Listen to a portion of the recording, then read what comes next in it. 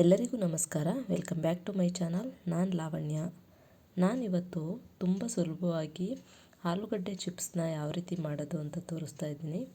ಈ ರೀತಿ ಒಂದ್ಸಲ ನೀವು ಕೂಡ ಟ್ರೈ ಮಾಡಿ. ಮೊದಲಿಗೆ ನಾನಿಲ್ಲಿ ಆಲೂಗಡ್ಡೆನ ಈ ರೀತಿ ಸಿಪ್ಪೆ ಎಲ್ಲ ತೆಗೆದುಬಿಟ್ಟು ನೀರೊಳಗಡೆ ಹಾಕಿಟ್ಕೋತಾ ಇದ್ದೀನಿ. ನೀರೊಳಗಡೆ ಹಾಕಿಡಲಿಲ್ಲ ಅಂದರೆ ಆಲೂಗಡ್ಡೆ ಫುಲ್ಲು ಕಪ್ಪಾಗ್ತಾ ಬರುತ್ತೆ. ಅದಕ್ಕೋಸ್ಕರ ನಾವು ಎಲ್ಲ ಮೇಲ್ಗಡೆ ಸಿಪ್ಪೆ ಎಲ್ಲ ತೆಗೆದುಬಿಟ್ಟು ನೀರೊಳಗಡೆ ಹಾಕಿಟ್ಕೋಬೇಕು.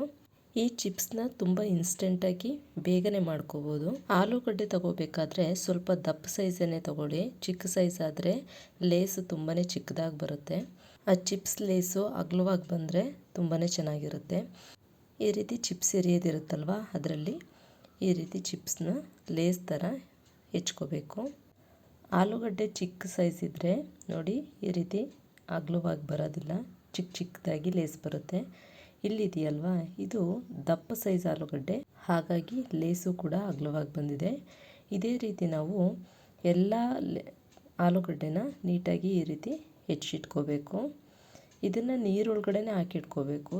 ನೀರಲ್ಲಿ ಹಾಕಿಡಲಿಲ್ಲ ಅಂದರೆ ಆಲೂಗಡ್ಡೆ ಚಿಪ್ಸ್ ಎಲ್ಲ ಬೇಗನೆ ಕಪ್ಪಾಗ್ತಾ ಬರುತ್ತೆ. ಅದಕ್ಕೋಸ್ಕರ ನೀರಲ್ಲಿನೇ ಹಾಕಿ ಇಡಬೇಕು. ಇದನ್ನು ಹೀಗೇ ನೀರಲ್ಲಿ ಬಿಟ್ಟು ಸ್ಟವ್ನ ಆನ್ ಮಾಡಿ ಒಂದು ಪ್ಯಾನ್ನ ಬಿಸಿ ಮಾಡೋಕ್ಕಿಟ್ಟು ಎಣ್ಣೆನ ಕಾಯೋಕ್ಕೆ ಇಡೋಣ. ಎಣ್ಣೆ ಕಾಯೋ ಅಷ್ಟರೊಳಗೆ ಹೆಚ್ಚಿಟ್ಟಿರೋವಂಥ ಆಲೂಗಡ್ಡೆನೆಲ್ಲ ನೀಟಾಗಿ ಅದನ್ನು ನೀರೆಲ್ಲ ಡ್ರೈ ಮಾಡ್ಕೊಳ್ಳೋಣ. ನಾನಿಲ್ಲಿ ಒಂದು ಕಾಟನ್ ಬಟ್ಟೆನ ತಗೊಂಡು ಅದ್ರ ಮೇಲೆ ಈ ರೀತಿ ಹೆಚ್ಚಿಟ್ಟಿರುವಂಥ ಲೇಸ್ಗಳನ್ನೆಲ್ಲ ಈ ರೀತಿ ಹಾಕೋತಾ ಇದ್ದೀನಿ. ಈ ಆಲೂಗಡ್ಡೆನಲ್ಲಿ ಸ್ವಲ್ಪನೂ ನೀರಿನಂಶ ಇಲ್ಲದೆ ಇರೋ ರೀತಿ ನೀಟಾಗಿ ಇದನ್ನು ಒರೆಸ್ಕೋಬೇಕು. ನೀಟಾಗಿರೋ ಒಂದು ಕಾಟನ್ ಬಟ್ಟೆನಲ್ಲಿ ಈ ರೀತಿ ಹಾಕ್ಕೊಂಡು ಈ ರೀತಿ ಒರೆಸ್ಕೋಬೇಕು. ಈ ರೀತಿ ನೀಟಾಗಿ ಒರೆಸ್ಬಿಟ್ಟು ಹಾಗೆಯೇ ಒಂದು 5 ನಿಮಿಷ ಡ್ರೈ ಆಗೋಕ್ಕೆ ಬಿಡಬೇಕು. ಆ ರೀತಿ ಡ್ರೈ ಆಗೋಕ್ಕೆ ಬಿಟ್ಟರೆ ನೀರಿನಂಶ ಎಲ್ಲ ಹೋಗುತ್ತೆ.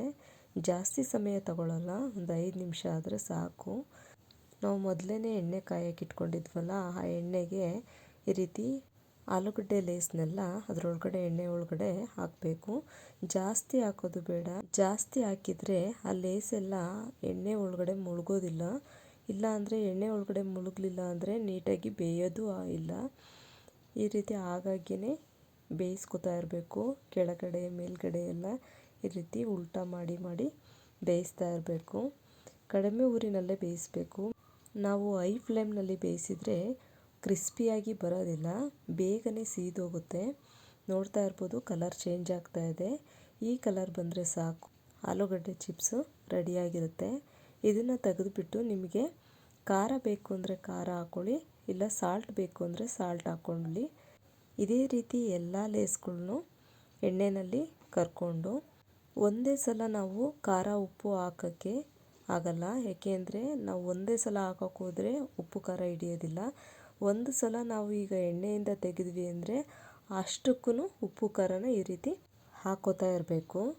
ನಾವು ಒಂದೇ ಸಲ ಎಲ್ಲದನ್ನು ಕರೆದ ಮೇಲೆ ಹಾಕೊಳ್ಳೋಣ ಅಂತ ಅಂದರೆ ಉಪ್ಪು ಖಾರ ಒಂದು ಕಿಡಿಯುತ್ತೆ, ಇನ್ನೊಂದು ಕಿಡ್ದಿರಲ್ಲ. ಈ ರೀತಿ ಒಂದೊಂದೇ ಲೇಯರ್ಸು ಕರೆದು ಹಾಕೊಂಡ್ಮೇಲೆ ಉಪ್ಪು ಖಾರನ ಹಾಕೋತಾ ಇರಬೇಕು. ಎಲ್ಲ ಕರೆದು ಹಾಕೊಳ್ಳೋದಕ್ಕಿಂತ ಮುಂಚೆ ಸ್ವಲ್ಪನೇ ಕರೆದು ಹಾಕ್ಕೊಂಡು ಅದ್ರ ಮೇಲ್ಗಡೆ ಈ ರೀತಿ ಉಪ್ಪು ಖಾರನ ಮಿಕ್ಸ್ ಮಾಡಿ ಈ ರೀತಿ ಮೇಲೆ ಕೆಳಗಡೆ ಈ ರೀತಿ ಆಡಿಸಿದರೆ ಉಪ್ಪು ಖಾರ ಎಲ್ಲ ಚೆನ್ನಾಗಿ ಹಿಡಿಯುತ್ತೆ. ನೀವು ಕೂಡ ಈ ರೀತಿ ಒಂದು ಸಲ ಟ್ರೈ ಮಾಡಿ. ಬಟ್ ಯಾವುದೇ ಕಾರಣಕ್ಕೂ ಮೀಡಿಯಮ್ ಫ್ಲೇಮಲ್ಲೇ ಬೇಯಿಸಿ, ಹೈ ಫ್ಲೇಮಲ್ಲಿ ಬೇಯಿಸಲೇಬೇಡಿ. ಹೈ ಫ್ಲೇಮಲ್ಲಿ ಬೇಯಿಸಿದರೆ ಏನಾಗುತ್ತೆ ಅಂದರೆ ಬೇಗನೆ ಬೇಯುತ್ತೆ, ಬಟ್ ಜಾಸ್ತಿ ಕ್ರಿಸ್ಪಿಯಾಗಿ ಬರಲ್ಲ. ನೋಡಿ, ಈ ರೀತಿ ಬರಲ್ಲ. ನೀವು ಕೂಡ ಈ ರೀತಿ ಒಂದು ಸಲ ಟ್ರೈ ಮಾಡಿ. ಹೇಗಿತ್ತು ಅಂತ ಕಮೆಂಟ್ ಮೂಲಕ ತಿಳಿಸಿ. ವಿಡಿಯೋ ಇಷ್ಟ ಆಗಿದ್ದಲ್ಲಿ ಒಂದು ಲೈಕ್ ಮಾಡಿ, ಶೇರ್ ಮಾಡಿ, ಸಬ್ಸ್ಕ್ರೈಬ್ ಮಾಡಿ. ಧನ್ಯವಾದಗಳು.